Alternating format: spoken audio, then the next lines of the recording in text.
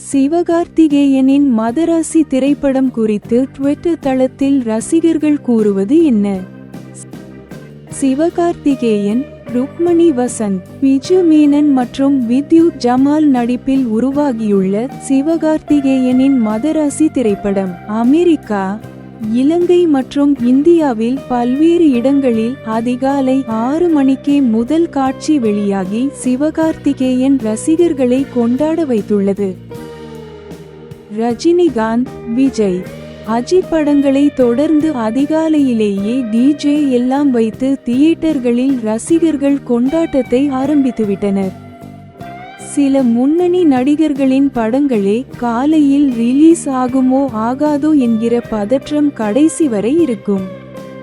ஆசிரியர் தினம், ஓணம் பண்டிகை மற்றும் மிலாத் நபி என அனைத்து தரப்பு மக்களும் மகிழ்ச்சியாக கொண்டாடும் பண்டிகைகள் இன்று நடைபெற்று வரும் நிலையில் அதிகாலை 6 மணிக்கே சிவகார்த்திகேயனின் மதராசி படம் வெளியாகியுள்ளது.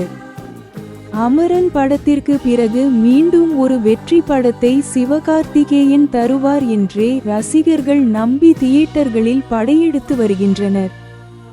அனிருத் ஆரம்பத்திலேயே சிவகார்த்திகேயன் டைட்டில் கார்டுக்கு போட்டுள்ள BGMஏ தெரிக்குது என ரசிகர்கள் மதராசி படத்தின் டைட்டில் கார்டு வீடியோக்களை ஷேர் செய்து வருகின்றனர்.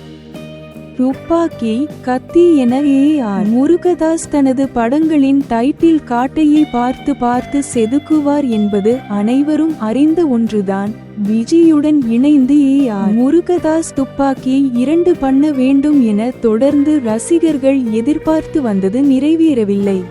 ஷாருக்கானுக்காக எழுதிய கதை தான் மதராசி என்றும் AR முருகதாஸ் சொல்லியிருந்தார்.